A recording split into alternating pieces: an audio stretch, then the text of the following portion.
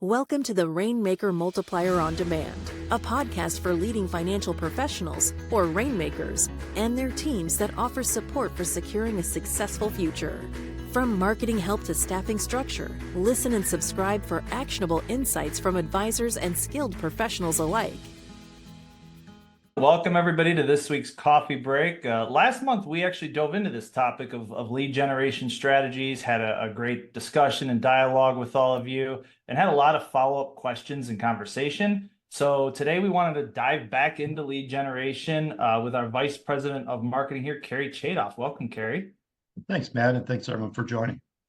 Yeah, and before we jump in, please remember, if you have questions or items you want to discuss, please put those in the chat. We'll make sure that we either get to those in there or address them after, so everyone gets their answer. But Cary, to set the stage for our discussion today, kind of where this came from out of our last discussion, is we've seen or heard from many of you and seen out there in the industry that many lead generation strategies are down across the board. The industry seems to be in the midst of a little shift of what's working in terms of advisor marketing and lead generation.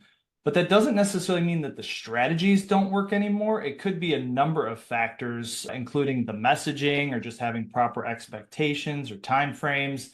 And that's why we want to make sure we address those and get those answers and kind of get everything on the table and see where we can help. So, Cary, let's just start there. What are you seeing out there and what you're doing and with our advisors you're working with? Do you see this at all tied into just, is this an anomaly, or is this kind of tied into seasonal or market trends that we've seen in the past?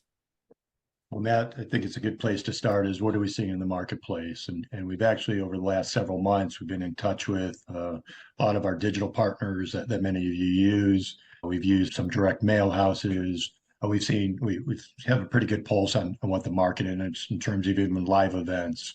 And we're hearing numbers are down across the board, and we're seeing that certainly even on campaigns that we're running and managing. So it's not an anomaly. We've certainly heard from many of you on an individual basis that numbers are down. When you used to have 60 attendees, now it may be 40 attendees. And it's generally, and I have a couple philosophies of perhaps why we're seeing that. One is, I think the market's conditions is not causing an immediate need for people to change advisors. Some of the most successful firms that I worked with during the COVID years saw an incredible increase in revenue. I know J.L. Smith certainly did during that time frame. And why is that?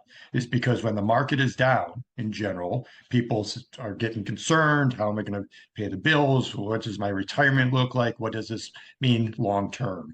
And if they're grasping for top level solutions, and they have to act now. Opposed to today, they said, look, market's up X percent and you're matching the market. You say, well, we're on plan. Yeah, we're better than the anticipated 8% or whatever the goal is. So I think part of that is it's positive markets. The second thing is, and again, the positive market leads to inertia and lack of change from prospects. Second thing is market saturation. We're seeing more and more individuals do the webinars, more and more running Facebook campaigns. And so one way that I would challenge all of you, if you haven't experienced that, is go on your Facebook account, if you have a Facebook account, and I'm certainly going to speculate that you're going to see a webinar. Register for that webinar. And actually it'd be interesting, so you can actually see the follow-up from any of these advisors that you're not associated with. Once you register, you become what Facebook calls a conversion. Then they sell your name, not per se your name, but your intelligence, your individuality, and you are served like ads. It means that other financial service platforms out there or advisors that said, I'm looking for someone to attend this webinar. Who should I serve this ad to? Well, Facebook said, well, you know what? Carl already registered for this one, so they are more likely to convert then. So you will quickly realize that Facebook is going to serve you multiple over and over webinar ads. So it's a very saturated market. The other thing, frankly, is there's lack of differentiation. So when you go onto that and conduct your own test, You can see how many run as a Social Security ad or even a taxes an ad. So part of it is positioning. So Matt, long answer, we are certainly seeing a decrease in the market conditions, or not market conditions, but market reactions. And I think that's my hypothesis of why. Yeah, and we're certainly noticing that at JL Smith too. We're not immune. I know we spend a lot and try a lot of different things there as we kind of look at ourselves as a testing ground. But we've seen that regardless of the virtual webinars, the in-person workshops, the direct mail we've tried. But that's why it's important to, I know it's a separate topic, but certainly related, track your numbers, because just because your numbers are going down, if you're still seeing the same amount of conversions, it could actually mean that your numbers are down, but you've improved efficiency. So it certainly plays a factor into it. But with that, Cary, so everything you mentioned there, how should advisors or business owners in general be basing their lead generation expectations with everything going on in the market right now? Well, I would challenge a question to all of our attendees and listeners that will watch this at a later date is, what are you considering a lead gen? And what does a lead mean to you? Is that strictly an individual that leads to a right fit call, or is it someone that engages with your content? So I think really as smart marketers that we all desire to be, we have to look at where is someone entering into the funnel and how likely are they to convert to a client, right? That's on the ultimate game and ROI in terms of payback.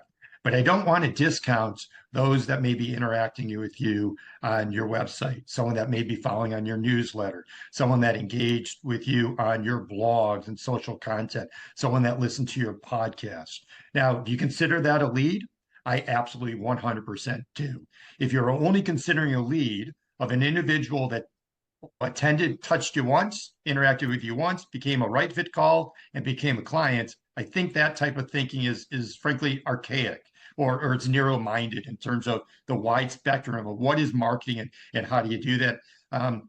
One of the faults that I see across the board is the lack of nurturing. So we'll take a webinar, for example. We used to get, I'm just throwing out numbers, we used to get 60 registrants and 40 attendees. Now we've got 45 registrants and 20 attendees. Well, if all your percentage stay the same, yes, your right fit calls go down. But what I want to focus is on the number of people that didn't become right fit calls and what are you doing to nurture them? Because as you've heard me say this before, stop asking somebody on the first date to marry you. So when you go to a first webinar and they didn't become a client, you no longer contact them. You have no nurture campaign. You're no longer feeding them. They're no longer invited to future efforts. They're no longer included on a newsletter. So the nurturing is really important. So think about how you're defining leads and lead generation. And I think if it all boils down to right fit calls, that might work in the short term, but you're also going to lose a lot of opportunities and a lot of, frankly, tactics that you should be considering.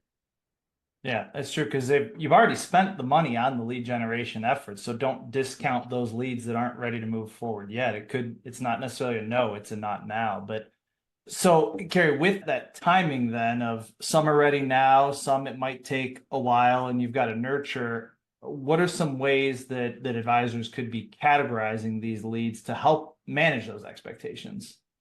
Yeah, man, I think your question had a lot of insight. I heard you use the word now and soon, and for some reason I recognize those words. Not sure where. I would throw in the word later. Now, soon, later seems to ring a bell. Certainly, we are all familiar with the bucket plan. So let's take a look at what I put together in terms of how you view the bucket plan marketing approach. I'm going to share my screen just for a brief few minutes.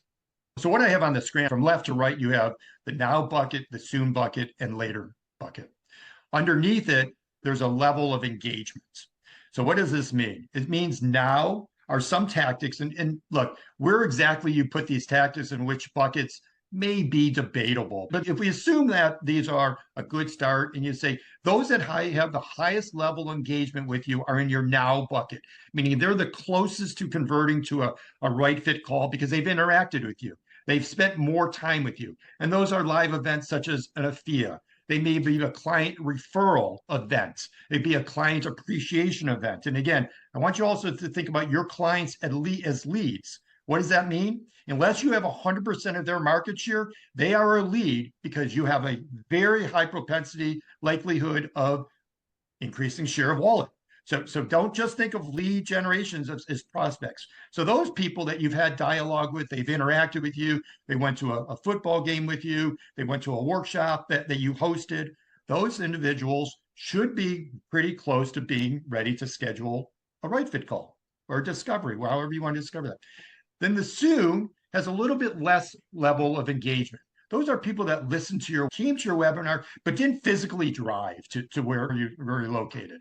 They may have downloaded an ebook and hopefully they read it, right? And you can kind of identify those through links. Their website leads. I mean, they came on, they have a question, but again, the level of involvement to send a question through a website is pretty minimal. And they could have sent that same question to multiple advisors, newsletters, podcasts, and even nurturing campaigns. The later campaign is on the far right. That has the lowest level of engagement. That is somebody typed in a keyword and you came up. That is awesome. I'm not discounting that. But probably 5 other firms also came out. There's also blogs. And again, that's important that they're engaging with your content. But most blogs are 750 words and it takes a minute or two to read it. And then what's also important that belongs in the later bucket, but it's important that not many advisors do it really well. Certainly Dave Allison does it very well, is PR and the awards that you win. I know that Hartford does an excellent job of promoting their community awards. So think about that. And why is that important? Well, somebody sees that and they'll go, boy, I want to meet with you today. But in the back of the mind, they've read your blogs, they've seen you on website results. Now they've kind of said, let me start following you on newsletters. Let me start reading your ebooks. While this all sounds good, now let me attend a live event. So from left to right, from now, sooner, later, I came up with the high engagement to the low engagement. And I think this kind of ties into too what we've talked about before and with many of our advisors of we look at the approach to marketing just like you would for a client, having that holistic financial plan, like creating a holistic marketing plan that encompasses items from each of those buckets. And Cary, maybe you can speak to real quick, like how having aspects of each bucket going on at the same time is beneficial to kind of keep that funnel full long term. Well, I'm drawing the parallel. Certainly, Jason Smith came up with the bucket plan approach, which I'm leveraging for this purpose. But I do want to just kind of, and I'll touch on that, Matt, but part of the answer is much like your investment strategies, you need to be investing in all 3 buckets at a time. They all kind of complement, right? So if you're strictly investing all your dollars in now, you eventually kind of run out. I mean, you've got to kind of feed that pipeline in the soon, especially because the now events typically take more time and money and resources to put together. So all 3 of them, really the later bucket, much like investments, the later bucket eventually becomes soon, and the soon people eventually convert to the now. So I would expect the largest bucket to be later, the medium-sized bucket to be soon. The smallest bucket is the now bucket. And again, is the now bucket generally perhaps how you think about investments? Hopefully convert in the next 3 to 6 to 9 months. Soon is somewhere between 9 and perhaps 24 months. And the later bucket, maybe 24 months or later. However, that cycle could happen within 2 days. Somebody could have found you, they could have read an ebook, and all of a sudden they're going to a webinar and or a live event, and that happens within days. What I also want to say, much like investments, is please, if you try a tactic once and it doesn't work, don't give up on it. Now, be intelligent about ROI. But again, I draw the parallel to what you all do for your clients. If in a given month, year, time period, there's an investment class that just isn't producing as you expected, have you totally written that investment class off forever? Again, I'm not licensed to talk about investments, but the idea is give it some time, let it percolate, give it enough of an option, opposed to dropping one direct mail and says direct mail doesn't work. You did hear me say direct mail is down a little bit, but are there ways to improve the outcome? Absolutely. And I know we get this question a lot across the board of everyone wants the now. I mean, we all do. You want the now results, but it's finding that right mix to work in the soon and the later, like Cary mentioned, because not everyone is ready to purchase on the first date, as Cary mentioned earlier, but also they may not be qualified yet and you don't want to discount them. And that's where a lot of the content that's mentioned in the soon and the later, whether it's podcasts, blogs, search engine optimization, those kind of things, they play a significant role in that marketing plan to nurture them long term. So when they are qualified, that's when they're hitting the point. So it's finding that right balance of everybody. You want to start with the now and make sure you're getting that ROI that you mentioned, Cary, but still setting up for the long-term success where you're not just relying on one strategy or tactic.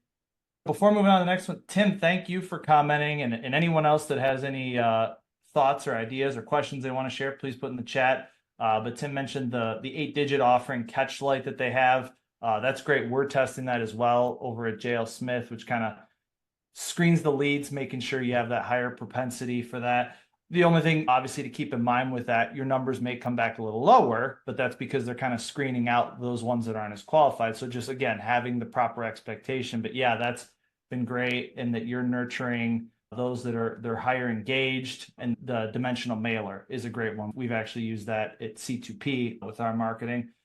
For those that are using Snappy Kraken, they just released a brand new dashboard in the past week. Perhaps your account managers are not yet sharing that with you, but they have also what I'll call a scoring model. It may not be as robust, but it really takes a look at exactly what I've been talking about, is the level of engagement someone has. So their model is not necessarily scored based on third-party data, 8-digit, and this is more, are people engaging in your content? And they've got a formula. So of course you want to contact everybody, but you really want to prioritize those that have a higher level engagement. If you remember the charts, the lower engagement are more the later bucket.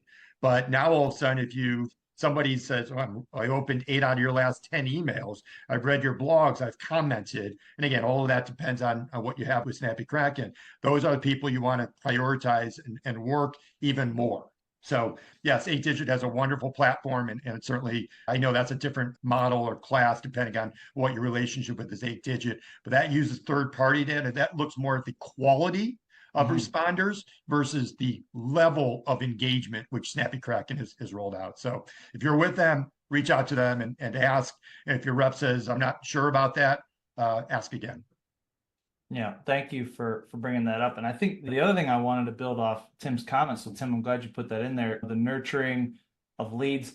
There can even be different levels of how you're approaching your nurturing based not only on their engagement, but the quality. So one thing that we're doing at JL Smith, many of you might be doing this as well, but we have obviously what we're doing for anyone going through the bucket plan process. Then you have your general lead nurturing. But anyone that we've done a right fit call, or that we already have enough data to know that they're qualified, we're labeling those as like a qualified but not interested right now. And we're willing to go a little more above and beyond with the nurturing there, because we've already pre-screened. We know that's a qualified group, where a lot of those in the general lead bucket, 50% of those might not be qualified, but it's just long-term nurturing, like Cary mentioned in the later bucket. But if you're able to segment out in your lead database those that you know are already qualified, that's when, Tim, the direct dimensional mailers, those kind of things really go above and beyond, or inviting them to in-person events. So Cary, I don't know if you want to mention anything else with treating those qualified, not interested, a little different than your just general leads. Yeah, I'll touch on that in a second. One of the interesting things that Tim brought up is again, I touched on briefly and direct mail, and I know some of our advisors have had Fred Lowry and Julie Manning have had some success with direct mail and a particular mail house that JL Smith has used. If you think about marketing and the history of marketing, or at least look at it in the last 10 years, and since the digital revolution, it really kind of took over, and people said, well, I didn't use direct mail anymore because it's so inexpensive to send email, and it's depending on your provider, it's less than a penny a piece, and it's pretty easy to do that. But if you think about the number of emails you get versus the amount of direct mail you have, all of a sudden the pendulum's starting to swing back a little bit. So everyone's doing direct mail. It's really expensive. Well, I've got a different route. I can target someone really well. I'm going to digital. Well, now everyone kind of forgot about direct mail. So don't forget about direct mail. And especially, I would be cautious on dimensional of doing that for the first time. Make sure you have a really strong prospect list. And so now coming around to your question is, how do you kind of nurture those that have been higher level engagement? Those are when you have special events, and not blasting that out, making them feel special. That's when you send them a dimensional mailer. That's when you send them some type of offer. Again, all your offers and all that, please run it by compliance and make sure that works and you're not spending too much. And what can you send and what are the appropriate offers to include? So please review with your compliance team. But the dimensional offers I love. Again, it has to be something special. The other thing is it's not just special, but how are you treating them uniquely? So what I want to talk about in a little bit is when you have someone that's been well engaged with you or somebody came out and wow, from the 8-digit campaign, they really are a qualified prospect. What do you know about them? Okay. What are their pain points? What is the message you're sending? And how does that differ from the next prospect? And if you say, well, I can't send a separate email or separate communication to each, bucket them. What is their interest? What do you know about them? Have you looked up them on LinkedIn? Have you looked up on Facebook? And if you're like, well, that's kind of stalking, they stalked you. They absolutely looked at your profiles on LinkedIn and in your website. If you know they have children, wouldn't it be more appropriate to talk about student loans, college education? If they post pictures of their grandchildren, maybe legacy is more important to them. So do your homework. And if you say, well, that's a lot on all my prospects, kudos. That means you got a really robust pipeline. And often you're like, I need more leads. I need more leads. I don't know if you need more leads in every situation. You need to do more with the leads that you have and personalize your offers. And so messaging is a huge thing. For those that were in Pittsburgh last week, you heard Chuck at Red Flag Advantage. I thought his content was really interesting. Is he said, don't lead with the solution, identify the problem and calculate the problem, and then provide your solution, then provide what makes you different, right? And so if you think about kind of the 4 quadrants, upper right is pinpoint problem. Second is calculate. Third was present the solution related to the problem. And then the fourth is why are you best at providing that solution, right? So again, if you were to say, we are the best, well, you didn't talk about the solution and you didn't talk about the individual problem. So messaging, personalization is so important, especially as you get further down the line and you gain more information. Yeah, they got to know you're going to solve their problem. And Cary, you mentioned too, like the digital follow-up, the dimensional mailer. One thing you could try, we've done this as well, as we kind of combine the two. We've had a dimensional mailer that's actually a video brochure. So you can order those where you can put a pre-recorded video in. It's on one of those kind of small LED screens and it goes in a brochure. So now you can put your collateral in there and a personalized video message. And so we've tried that as well. Again, those are more expensive, but like Cary said, I wouldn't do that as your first follow-up, but as they've kind of moved down towards the funnel, that's a great customized piece that can kind of wow them through that. Cary, we did get one more question. I'd actually love for you to address because you've got a great relationship with both of these, both being partners of C2P. Trying to make a decision between Snappy, Kraken, and FMG, who both have similar offerings for those that might use one or the other or both. What insight do you have between the two of those? Yeah, they're both, in my opinion, the two leaders in terms of offering templated and in some cases personalized marketing, especially around websites. It depends on really how much hands-on you want to do. I think the FMG user phase for websites is a little bit easier. I think that in general, Snappy Kraken does a little bit better job of targeting prospects. So again, if you really want to target prospects, they do a little bit better job of search engine optimization. Both have wonderful packages and offerings that many of you that are with them aren't taking advantage. They offer newsletters, they offer social content. FMG, I'm really impressed with a lot of really good articles. And even if you don't write blogs, there's ways to personalize and automate it. Both of them, I believe, especially FMG, offers kind of a acknowledgement from, and I know some of you use that automatically, and so you don't even have to think about it. Certainly FMG has a wonderful newsletters. I've actually complimented a couple of advisors and said, this is a great newsletter. Oh, I don't even know what was in it this month. Thank you. And you can— Those are great when you don't have to think about it. Yeah, right. So they have automated solutions. They're both really good. Both of them, I think, do take some time. If you're building a website, you can't just snap your fingers and say it's done. You really have to provide input. The more input you provide on your website, the more it's going to be personalized. Otherwise, it does look like a fairly generic one. I don't think the majority of advisors need a personalized WordPress site because those are generally more expensive to build and maintain and host. But some of you may have some unique bells and whistles. Most of these sites allow you to do video banners, allow you to do pop-ups, allow you to do gated content. So there isn't a big difference. Again, I prefer FMG's interface if you like to change things. Snappy Kraken, their creative is frankly a little bit snappier, which is, no pun intended, but that's the origination of why they named themselves, is they wanted to have snappier, more out there creative. If you tend to be much more conservative, and that's not for me, well, maybe that type of creative and execution may not be right for you. I think you evaluate both of them. I think you do demos. They're happy to do your demos, and then you evaluate. I'm always happy to talk to you about your particular need. I also want to say, to go on C2P Central, there are discounts. So go in under discounts, perhaps, but there's a drop down, and you both get, I believe it's 10% off. So there is a discount, and you don't even have to use that. Just tell them you're with C2P. And if they ever give you a hard time, let me know, and I can run an interface. The other thing is, both of these platforms already have an automated compliance, as I think it was pointed out. So what that means is anytime you change a web page site, it automatically hits publish or submit, and it automatically goes to our compliance team if you're with PCA, and they can review it. And often it's done the same day. If you use a third party, you need to send screenshots. That is a pain, and it takes longer. And depending on who your compliance team is, they may charge you more, as I've experienced. So hopefully, I know we're at 11:29, respectful of time. Hopefully that gives you a good summary of the difference. No, that is great. I'm glad you mentioned that. And thank you, Dustin, for putting that in the chat. And that could be a whole other discussion, content marketing, obviously. But, I kind of look at that similar as you do want a good mix of the compliance approved, make it easy thing with the custom stuff that has your voice and personalization, as we mentioned. But that's kind of building that into your holistic marketing plan that could be covered later.